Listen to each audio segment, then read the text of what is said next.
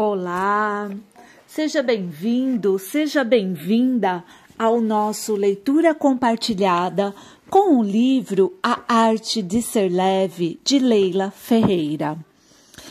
Eu gostaria de me desculpar com você que está nesta empreitada comigo, porque eu passei aí alguns dias, ou melhor, semanas, sem dar continuidade à leitura do livro.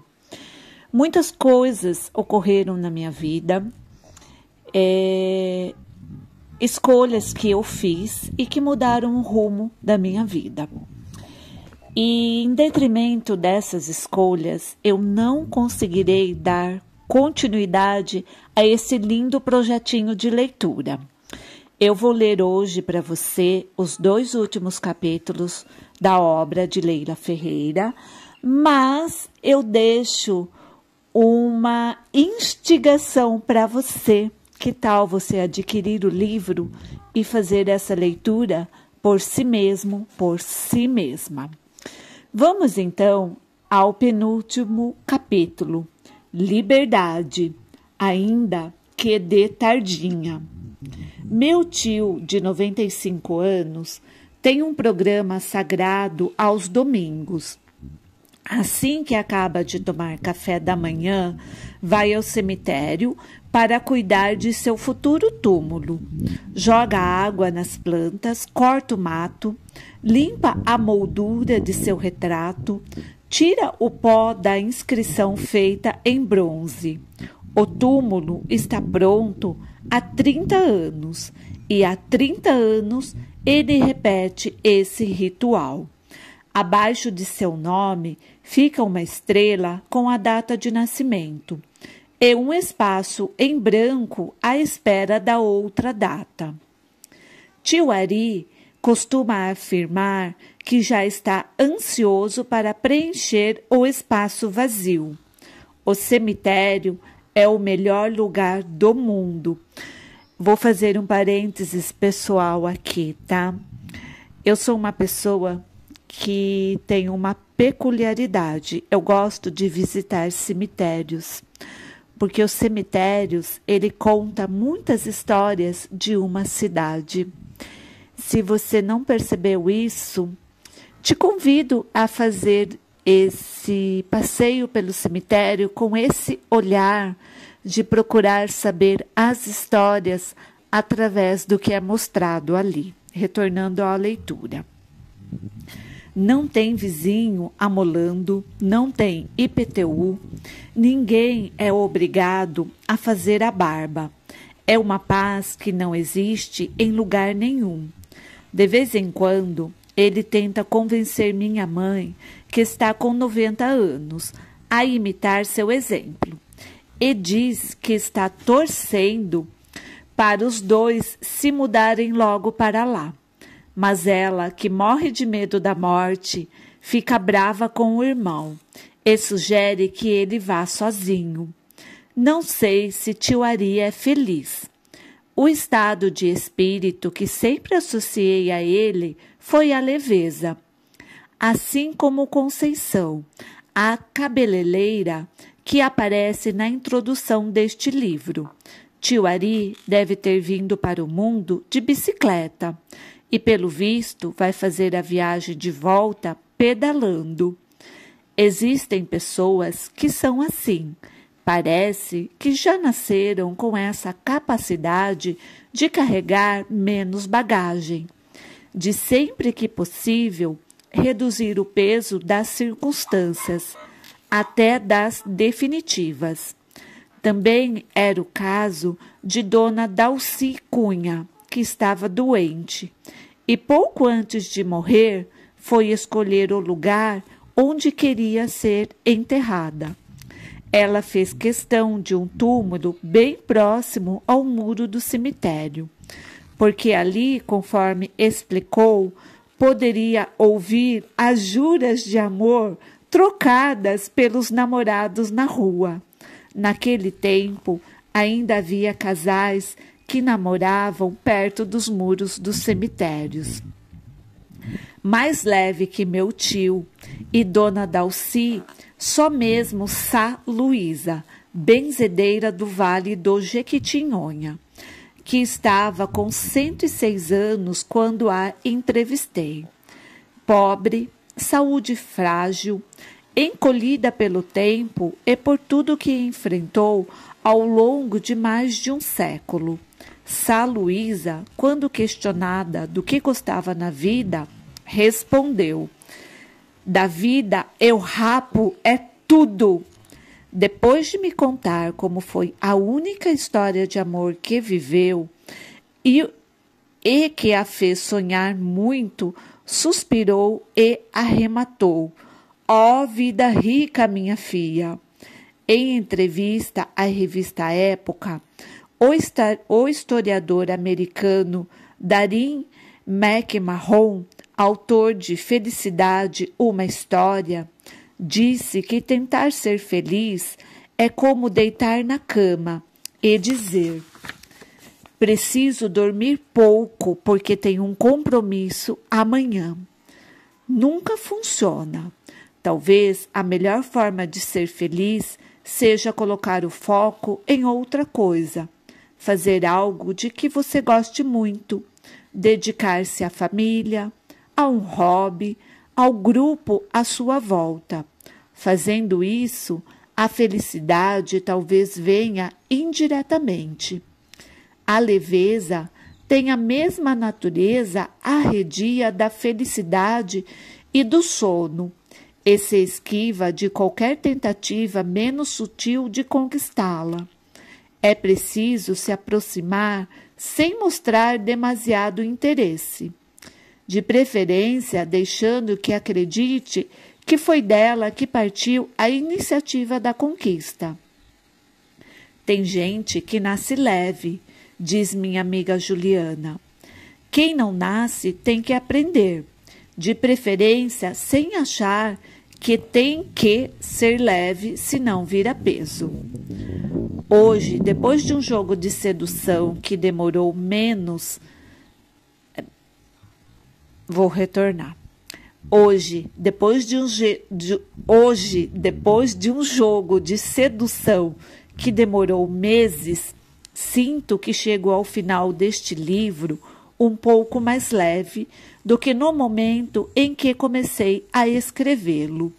Chego também sem ter certeza de que o estado de espírito que venho cortejando deve mesmo ser chamado de leveza. Ou seria aquela felicidade torta, desajeitada, a felicidade modesta? Talvez nenhuma coisa nem outra. Ou quem sabe as duas, que somadas podem acabar levando ao que a gente chama de viver bem ou bem viver. O escritor e filósofo suíço Alain de Botton afirma que a tarefa da filosofia é nos preparar para que nossos desejos batam com a maior suavidade possível contra o muro inflexível da realidade. Talvez a leveza a que me refiro seja uma espécie de amortecedor para que o choque inevitável contra o muro não nos machuque mais que o necessário. Ou talvez a felicidade torta consista em colidir cotidianamente contra o muro da realidade e sobreviver aos choques.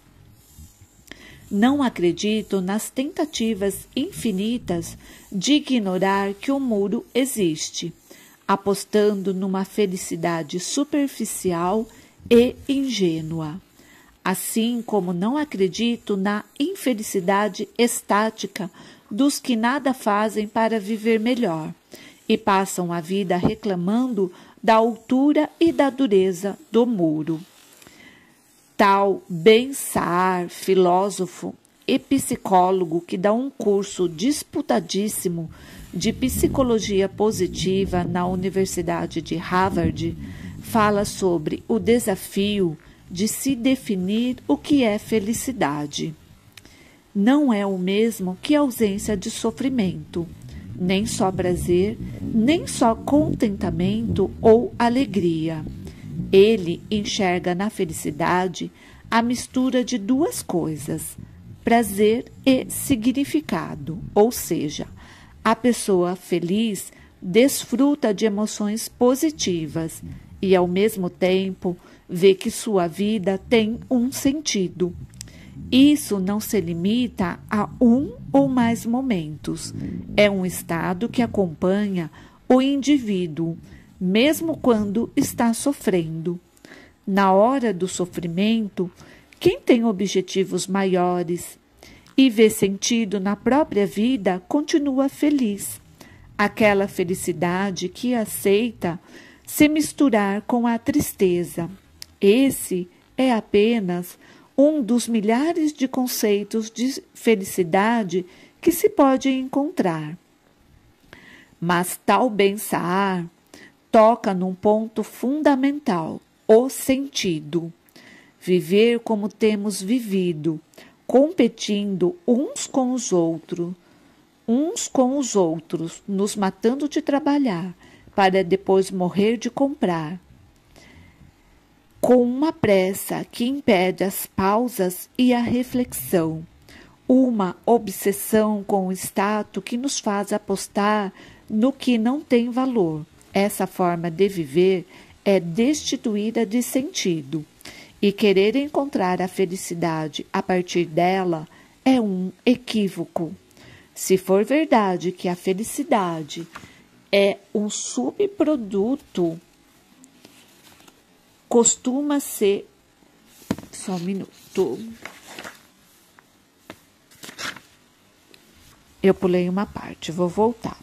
Se for verdade que a felicidade é um subproduto de como vivemos, como afirmam especialistas em comportamento, temos que reavaliar a forma como temos vivido se quisermos ser felizes, ainda que a definição de felicidade continue nos escapando. Bom, em nenhum momento essa conversa teve a intenção de enveredar por esses caminhos conceituais da felicidade e da leveza, muito menos agora que é hora de concluir sem concluir.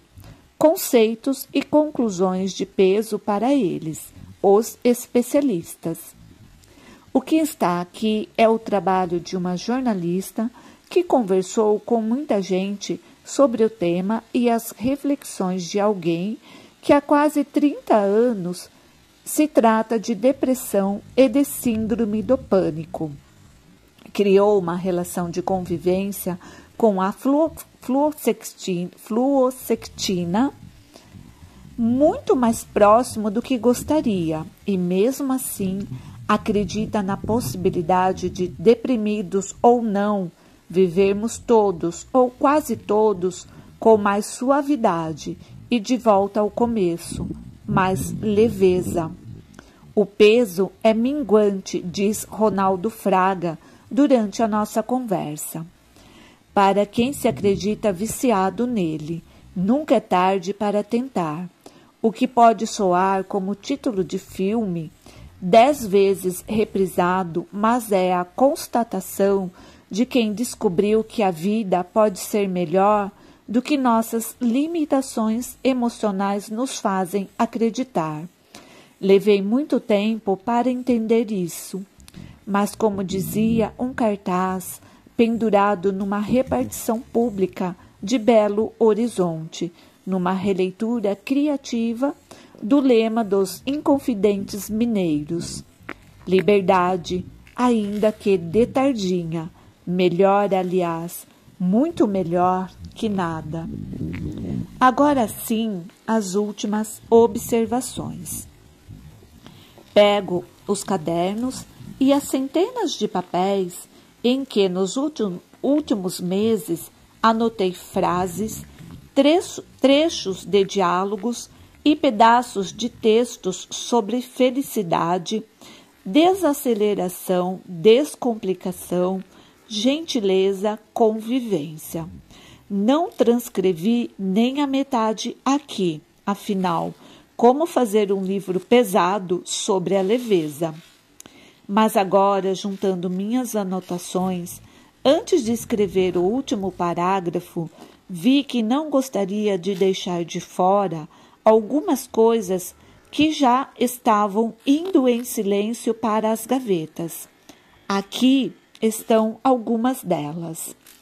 Numa entrevista que gravamos em sua casa em Londres, o filósofo Alain de Botton disse que, quando se vê angustiado, confuso ou num daqueles estados de tristeza que se arrastam e sente necessidade de reagir e não negar, costuma se dirigir ao aeroporto, não para viajar, mas simplesmente para contemplar o movimento de aviões e passageiros chegando e partindo. Aquilo faz com que se lembre de que existem outros lugares e outras possibilidades, não só no sentido físico ou geográfico, mas dentro de si mesmo. É possível mudar de cidade ou de emprego, dar um novo rumo a um relacionamento que se desgastou, mudar de opinião, rever crenças e valores, reinventar-se, começar algo que nunca se tentou. A vida existe em movimento e os aeroportos nos lembram disso. Não vale a pena estacionar na infelicidade, nem puxar o freio de mão quando chegamos ao terreno minado do estresse e do mau humor. Viajar, no sentido literal, também pode ajudar. O filósofo Pedro Borges afirma que o fato de sempre ter viajado contribui para a sua leveza. As viagens nos proporcionam um distanciamento que permite avaliar melhor as coisas. Ele, como Botton, sente-se bem com a possibilidade de mudança, seja ela de cenários, de roteiros, de pessoas com quem convive ou por causa de desafios no trabalho. Tudo que é definitivo me incomoda, afirma. Não consigo entender o céu por causa disso. O que me faz lembrar uma velhinha que estava à morte. E quando o pároco de seu bairro, Frei Cláudio Van Balen, chegou para rezar, ouviu que ela estava morrendo de medo de ir para o céu. Desconcertado, Frei Cláudio perguntou por que a sua paroquiana de 80 e muitos anos respondeu: porque dizem que lá os anjos tocam harpa o tempo todo e não suporto o som de harpa, aquilo me enerva. Meu irmão Ronan, que adora um trocadilho infame, uma vez brincou que os índices de humildade relativa do ar andam muito baixas nos ambientes de trabalho. A humildade hoje é uma virtude ameaçada de extinção. Assumir o que não somos, reconhecer nossas falhas, admitir nossa insignificância, querer genuinamente aprender com o outro, pedir ajuda, desculpar-se. Tudo isso destoa do que propõe nossa cultura: competir, mostrar serviço, cair matando, exibir-se, vangloriar-se, colocar-se no centro das atenções. Sem a humildade, o peso de nossa bagagem aumenta.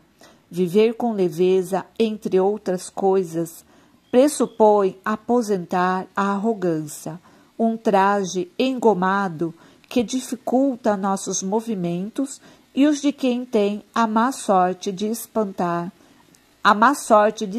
perto de nós. Duas palavras curtas podem prejudicar o percurso de quem está em busca de uma vida mais leve. Se e quando. Se tivesse me formado 5 anos mais cedo, se não tivesse tido filhos, se meu marido fosse mais compreensivo, se o tempo estivesse melhor. Se. As possibilidades do se são infinitas, e enquanto ruminamos bovinamente sobre elas, como diz a psicóloga portuguesa Helena Marujo, a vida passa. O muro das lamentações que construímos a partir do se, além do incontornável para nós mesmos, nos separa de quem tenta conviver conosco. Não é fácil dividir um cotidiano com quem vive no condicional, como diz o filósofo Mário Sérgio Cortella. Pessoas que vivem presas ao que aconteceu ou deixou de acontecer costumam ter um grande passado pela frente. Geralmente, acrescento para desfrutar a sós. A palavra quando denota certa esperança, mas o risco é justamente o de esperar além da conta. E quando percebemos, o futuro virou passado. Quando tiver um salário melhor, quando tiver meus filhos, quando meus filhos crescerem, quando o fim de semana chegar. Às vezes, os melhores fins de semana caem na terça-feira. Quando trocar de apartamento, quando tiver um carro mais confortável, quando emagrecer, quando o tempo melhorar. Também aqui as possibilidades são infinitas e é aí que mora o perigo. No território vasto do infinito é muito fácil se perder. Na tentativa de se viver com menos peso, é bom lembrar o que disse Mihaly, um dos mestres da psicologia positiva. Não existe nenhuma lei que nos obrigue a viver da mesma maneira. O que é bom para uns pode ser péssimo para outros. A leveza que busco pode ser vista como peso por meu vizinho. O peso que enxergo na vida do executivo que trabalha 16 horas por dia e não se separa de seu laptop nas férias pode ser a forma que ele encontrou de se sentir bem. Portanto, atrás de cada colocação genérica que fiz neste livro, leia-se, por favor, que não estou ditando regras universais de comportamento. Aliás, não estou ditando regras do alto ou do fundo dos meus 28 anos de depressão e de síndrome do pânico. Não me qualifico para o posto. No final do livro, Admirável Mundo Novo, Aldous Huxley mostra o quanto pode ser sinistra e trágica a possibilidade de uma sociedade em que todos são felizes o tempo todo. O personagem que não consegue se encaixar naquele universo sem alma diz em tom de desafio. Reclamo o direito de ser infeliz, o direito à tristeza e à subjetividade deve fazer parte da bagagem de mão de qualquer um que esteja de passagem por este planeta, nem que seja para não usar. Felicidade completa e em tempo integral, criada no mesmo molde para todos, é destino que ninguém merece. Por último, uma história que acabo de lembrar. Canarinho, exímio contador de casos de Araxá, narra em um de seus livros que um conterrâneo nosso tinha tanto medo de raios que resolveu criar um sistema de proteção para os dias de tempestade. Ele comprou um pneu de trator daqueles imensos e colocou na sala de sua casa. Assim que começava a chover mais forte, esse senhor se encolhia dentro do pneu e ali ficava imóvel até a chuva passar. A sensação de estar protegido pela borracha diminuía o medo e, de certa forma, o reconciliou com as tempestades de verão que o aterrorizavam desde a infância. Cada um se defende como pode. Escrever este livro foi em grande medida a forma que encontrei para tentar enfrentar minhas inseguranças, minhas angústias e meus medos, toda aquela bagagem que há décadas vinha transportando numa Scania. As palavras foram o pneu de trator que trouxe para minha sala. Ainda estou longe de entrar para a turma da bicicleta, como a cabeleireira, mas acho que já não pertenço à turma do caminhão. Conversar com tanta gente sobre os caminhos sinuosos da leveza, da felicidade, da tristeza, da convivência e da desaceleração me ajudou a trocar de veículo. Digamos que minha viagem agora é feita num quarto 4x4. Logo, logo pretendo trocar por algo mais leve. Talvez